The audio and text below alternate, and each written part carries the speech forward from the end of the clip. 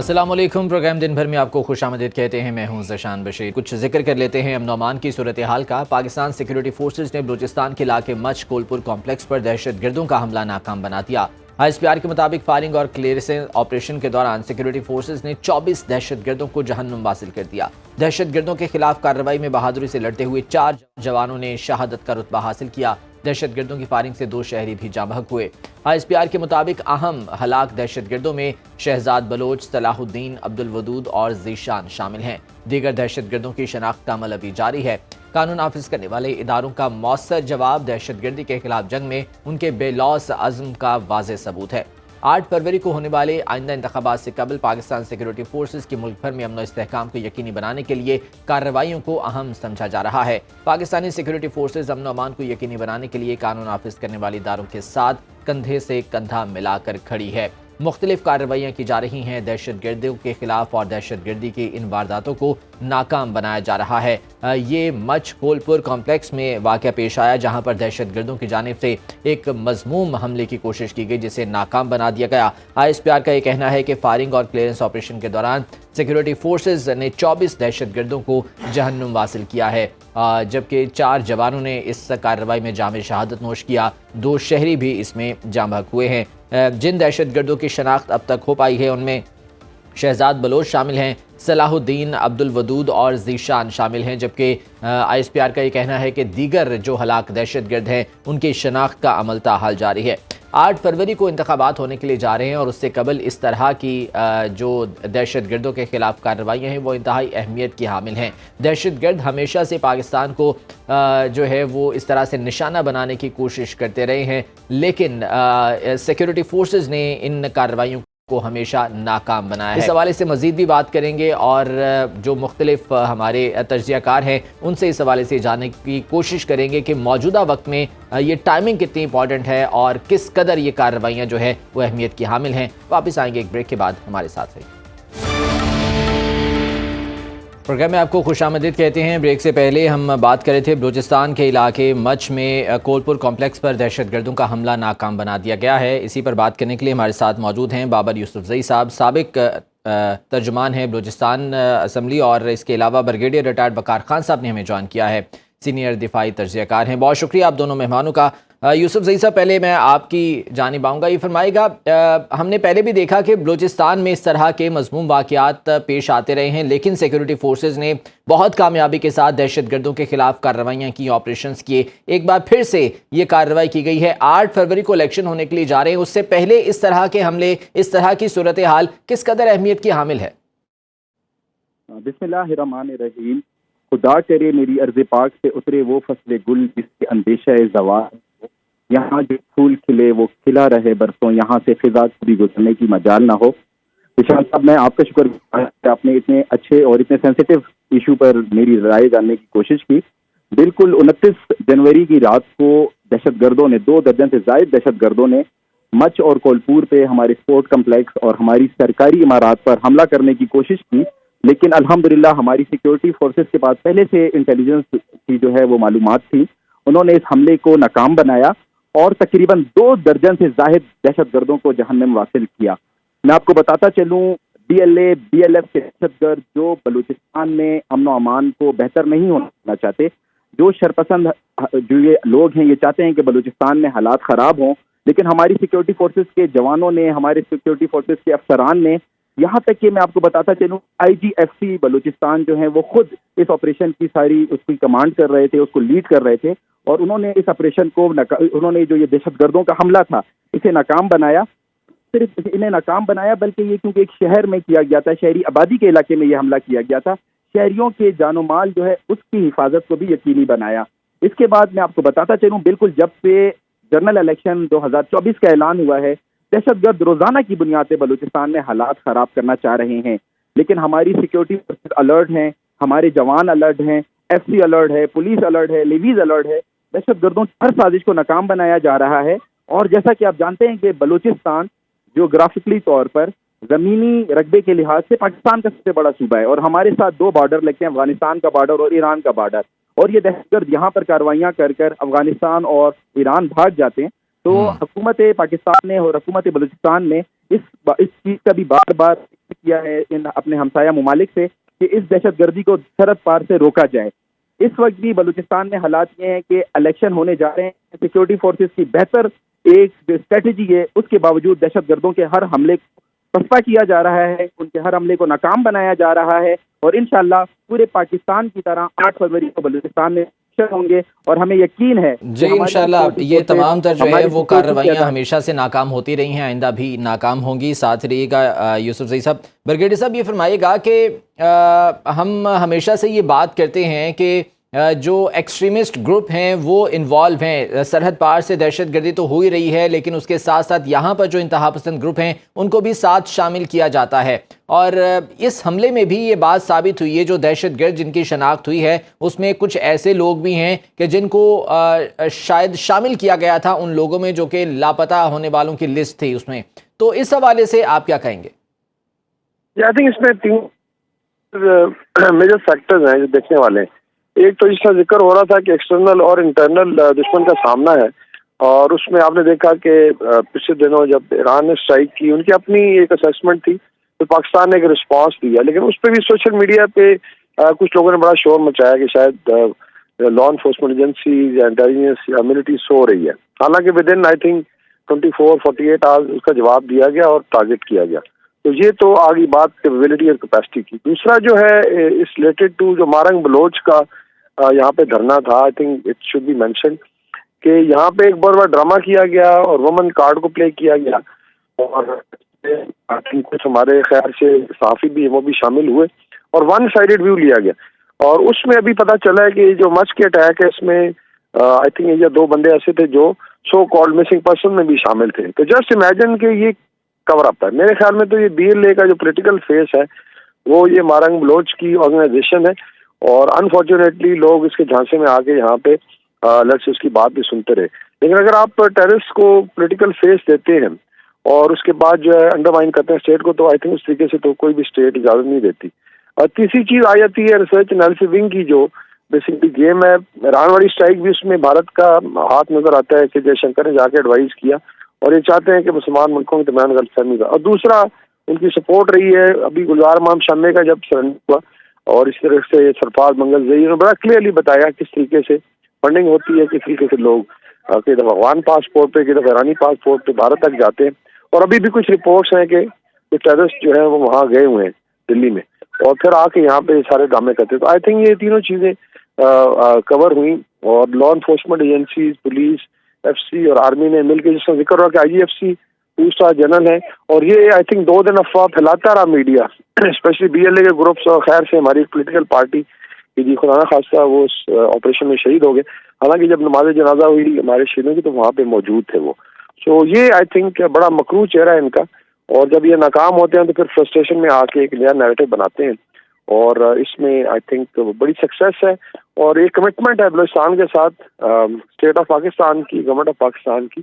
इंशाल्लाह बलूचिस्तान ने आगे जाना है, ये मेन स्ट्रीम होगा और उसकी डेवलपमेंट में पाकिस्तान की डेवलपमेंट है। इंशाल्लाह सिक्योरिटी फोर्सेस अपनी कार्रवाइयाँ कर रही हैं और इसके साथ साथ जो है वो बलूचिस्तान को तरक्की की राह पर भी गामजन किया जा रहा है। बहुत शुक्रिया आपके वक्त का। ब्रिगेडियर रिटायर्ड बकार खान साहब हमारे साथ मौजूद थे, बाबर यूसुफजई साहब हमारे साथ मौजूद थे, आपके वक्त का भी बहुत शुक्रिया। नाज़रीन आगे बढ़ते हैं और अब कुछ बात कर लेते हैं इंतखाबी गहमा गहमी की, इंतखाबी हलकों की, कि वहाँ पर क्या सूरत हाल है, अवाम क्या कहते हैं। NA 150 मुल्तान की बात करेंगे। कौमी असम्बली की नशिस्त NA 150 जिला मुल्तान के इलाके जलीलाबाद और दौलत गेट जैसे अहम इलाकों पर मुश्तमिल है। शाह महमूद कुरैशी के कागजात नामजदगी मुस्तरद होने के बाद उनके बेटे तहरीक इंसाफ के हिमायत याफ्ता आज़ाद उम्मीदवार मखदूम ज़ैन हुसैन कुरैशी अपने वालिद की सीट को बचाने की कोशिश कर रहे हैं। यहाँ पर अवाम क्या कहते हैं, यहाँ के अवाम के मसाइल क्या हैं, हसन शेख की एक स्पेशल रिपोर्ट है, वो देख लेते हैं। आज मैं मौजूद हूँ मुल्तान के हल्का NA 150 में, जो कि गुज़िश्ता आम इंतखाबात में NA 156 के नाम से पहचाना जाता था और तहरीक इंसाफ के शाह महमूद कुरैशी इस हल्के से फतह याब हुए थे। इस हल्के में तरक्याती काम हुए हैं या नहीं हुए वो इसी हल्के की आवाम से जानते हैं। वोट मांगने के लिए आ गए हैं, ये फिर जीत कर इन्होंने 5 साल तक शक्ल दिखानी नहीं है, कोई काम नहीं करते, सिर्फ ये ड्रामे करते हैं और ये सिर्फ ड्रामे ही करते रहेंगे। यहाँ पे सीवरेज का सबसे बड़ा मसला है, तालीमी इदारे जो हैं वो तबाह हो चुके हैं, ख़ास तौर प्राइमरी स्कूल या जो गवर्नमेंट के मिडिल स्कूल हैं वो बर्बाद हो चुके हैं, उन पे कोई तवज्जो नहीं दी गई, कोई तरक्याती काम नहीं हुआ, यहाँ तक के टफ टाइल तक भी नहीं लगाई गई। मखदूम साहब के होते हुए तो 2 दफा वो इस हल्के के एमएनए रहे, वो हल्के में आते ही नहीं थे। भाई हम लोग इन लोगों से तंग आ चुके थे, अब हमने नई चॉइस करनी है, वो चाहे कोई भी हो। हमें वो मखदूम नहीं चाहिए, दुआएं नहीं चाहिए, हमें काम चाहिए। ये देखो ना, यहाँ की सारी सीवरेज खराब है, पानी वगैरह और क्या नाम है, सारी नालियाँ बंद हुई पड़ी है, गटर बंद हुए पड़े हैं, काम करने वाला कोई भी नहीं आता इधर। वोट लेने के लिए सारे आ जाते हैं इधर, भाई हमें वोट दो, भाई वोट क्या दें इनको, वोट के तो हकदार ही नहीं है। इन्होंने तो हल्के की तरफ देखा ही नहीं देखा तो अपनी सूबाई सीट हारे थे ना आम वर्कर से। ये तो कोशिश करते हैं कि बस अपने आप को दिखाएं कि हम मखदूम हैं, लेकिन आजकल मखदूमियत का वोट नहीं, आजकल अवाम तैयार हो गई है कि हकदार को वोट हक देना चाहिए। ये लोग सिवाय पार्टी और उसको पीटीआई के नाम को इस्तेमाल करने के कोई किसी के काम नहीं है, ना इन्होंने काम किया है। एक बंदा इलेक्शन जीत के अपने हलके में आता ही नहीं है, आएगा तो कोई किसी की सुनेगा ना, जब सुनने के लिए वो तैयार नहीं है तो कौन वोट देगा। शाह महमूद कुरैशी ने तरक्याती काम करवाए या नहीं करवाए? मदर एंड चाइल्ड का जहाँ तक ताल्लुक है वो देख लें कि अभी तक तातुल का शिकार है। कार्डियोलॉजी की सूरत हाल यही है, निश्तर की सूरत हाल देख लें आप, जो छोटे छोटे इलाके जहाँ से उन्हें वोट मिलता है, कोई सीवरेज के हवाले से कोई काम नहीं हुआ, सड़कें टूटी हुई हैं और स्ट्रीट लाइट का नाकिस इंतज़ाम है। ये रोड इस टाइम बिल्कुल फटा हुआ है रोड, लोग आते हैं वो कहते हैं हमको वोट दो, कहते हैं हमको वोट दो। आज से 3 साल हो गए, आवाम तंग हो रही है पानी की वजह से, पानी इतना दरिया बना हुआ है। जितने भी वोटर से बात हुई है वो भी यही कहते हुए नजर आ रहे हैं कि शाह महमूद कुरैशी ने अपने हल्के में कोई भी तरक्याती काम नहीं करवाया। तहरीक-ए-इंसाफ के वाइस चेयरमैन शाह महमूद कुरैशी इस हल्के से जो है पार्टिसिपेट नहीं कर रहे, उनके साहबजादे जो है वो उनकी सीट जीतने की तगदो में लगे हुए हैं। उनके जो वोटर्स हैं वो उनसे काफ़ी नाला नजर आ रहे हैं, वो यही कहते हैं कि 5 साल के बाद अगर अब दोबारा आए तो अब उनको वोट नहीं देंगे। इंतखाबी गहमा गहमी और इंतखाबी हल्कों के हवाले से हम बात कर रहे हैं। यहाँ वक्त है एक ब्रेक का, ब्रेक के बाद इस हवाले से कुछ मजीद बात करेंगे। ब्रेक के बाद आपको खुशामदीद कहते हैं। कुछ बदलते मौसम की बात कर लेते हैं। अफगानिस्तान और ईरान से बारिश और बर्फ़बारी का नया सिस्टम मुल्क में दाखिल हो गया है, जिससे बलूचिस्तान, सिंध और खैबर पख्तूनख्वा में बारिश और पहाड़ों पर बर्फ़बारी का इम्कान है और बालाई इलाकों में बर्फ़बारी का सिलसिला जारी भी है। इस वक्त अतीक अब्बासी मरी से हमारे साथ मौजूद हैं, जबकि कैप्टन रिटायर्ड अब्दुल वहाब खान साहब भी हमारे साथ मौजूद हैं, जो कि असिस्टेंट कमिश्नर मरी हैं। पहले अतीक ये बताइएगा कि इस वक्त कैसा मौसम है मरी का और बर्फ़बारी की सूरत हाल क्या है? जी अस्सलाम वालेकुम। 2 दिन की बर्फबारी जब वक्त से हुई है, उसके बाद गुज़श्ता रात ही मौसम जो है वो साफ हो गया था और दर्जा हरारत इंतहाई गिर गया था, -7 तक आ गया। आज दिन को सूरज जो है वो अपनी तपश दिखाता रहा और इंतहाई खूबसूरत जो है वो बर्फबारी के मनाजर थे, आंखों के लिए बड़े दीदा ज़ेब थे। अभी तो गो के बर्फबारी का सिलसिला रुका हुआ है, लेकिन आज रात से फिर बर्फबारी जो है वो मुतवक्को है। ठीक है। कैप्टन रिटायर्ड अब्दुल वहाब साहब भी हमारे साथ मौजूद हैं। अब्दुल वहाब साहब ये बताइएगा कि बर्फ़बारी का सिलसिला ज़ाहिर बात है अभी चंद रोज़ जारी रहेगा, सयाह भी बहुत बड़ी तादाद में यहाँ पर आ रहे हैं, तो इस सिलसिले में इक़दामात क्या हैं मरी में? जी, इसमें हमने जो हैं पिछले सीज़न को देखते हुए और अपने पास्ट एक्सपीरियंसेस से लर्न करते हुए मरी के जो इम्पोर्टेंट 13 पॉइंट्स हैं जहाँ से टूरिस्ट का इंफ्लक्स ज़्यादा होता है, वहाँ पे फैसिलिटेशन सेंटर का जो है वो हमने एक्टिव किए हुए हैं। हर फैसिलिटेशन सेंटर पे एक गेजेटेड ऑफिसर इंचार्ज मौजूद है। उसके अलावा ट्रैफिक को मैनेज करने के लिए और ट्रैफिक कंजेशन कोई मरी सिटी के अंदर ना हो, तो ट्रैफिक वार्डन्स की जो एडिशनल जो फोर्स है वो हमने पिंडी डिस्ट्रिक्ट से मंगवाई भी है। ऑलरेडी 190 के करीब ट्रैफिक वार्डन्स जो हैं वो डिस्ट्रिक्ट मरी में इस वक्त मौजूद हैं और मरी सिटी के अंदर ख़ास तौर पे मौजूद हैं।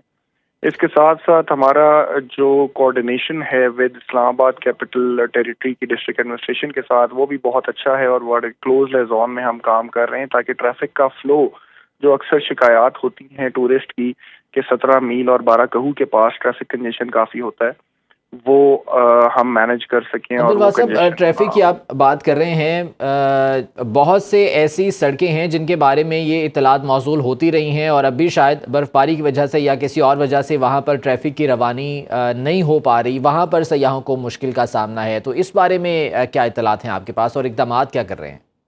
अच्छा, इसमें हमारा हाईवे डिपार्टमेंट जो है वो काफ़ी एक्टिवली, बल्कि इनफैक्ट प्रोएक्टिवली मैं कहूँगा कि वो काम कर रहे हैं। इसमें हमने 3 pronged स्ट्रैटेजी जो है वो बनाई हुई है। मरी में आप जैसे समझ सकते हैं, हर शहर में होता है एक मेजर रोड नेटवर्क होता है और फिर छोटी लिंक्स रोड होती हैं, और मरी के अंदर 2 मेजर हाईवेज जो मरी सिटी को कनेक्ट करते हैं, एक एक्सप्रेस वे और दूसरा रावलपिंडी मरी केपीके रोड जो है, आरएमके रोड जिसको हम कहते हैं। तो 3 pronged स्ट्रैटेजी में हमारी पहली प्रायोरिटी होती है जो हमारी 2 मेन आर्टरीज हैं, हाईवेज आरएमके और एक्सप्रेस वे, उसको हम फर्स्ट प्रायोरिटी क्लियर रखें और उसके बाद विद इन द सिटी जितनी भी मेन रोड हैं उनको क्लियर करें। जब ये एक बार क्लियर हो जाती हैं तो फिर हमारी मशीनरी और हमारा बाकी जो अमला है वो लिंक्स रोड की तरफ जाना शुरू कर देता है। इसमें आपका चैनल के जरिए मैं लोगों को और टूरिस्ट को एक रिक्वेस्ट करना चाहूँगा कि जो भी मरी की तरफ आते हैं वो बिल्कुल आएँ, बस 2 चीज़ों का खास ख्याल रखें। एक तो उनकी गाड़ियों के टायर वॉर्न आउट नहीं होने चाहिए, क्योंकि थोड़ी सी भी अगर स्नो पड़ती है और वॉर्न आउट टायर के साथ अगर वो गाड़ी ले आते हैं फिर वो स्लिप होना शुरू कर देती है।